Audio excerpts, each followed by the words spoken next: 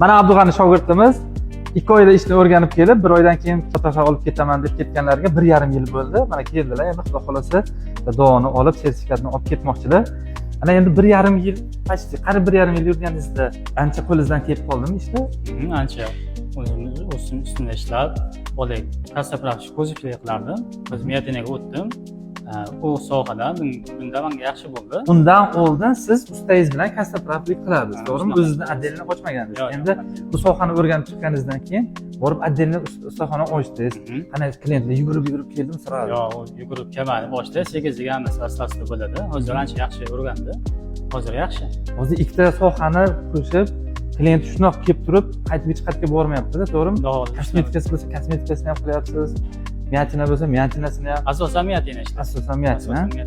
Xo'p, endi xudo xolasa ishingiz omadini bersin. Shu yoshlarga nima maslahat berasiz? Yoshlarga shu hunarni o'rganib, o'zlarining ustlarida ishlab, yaxshi usta bo'lsa, yaxshi bo'ladi.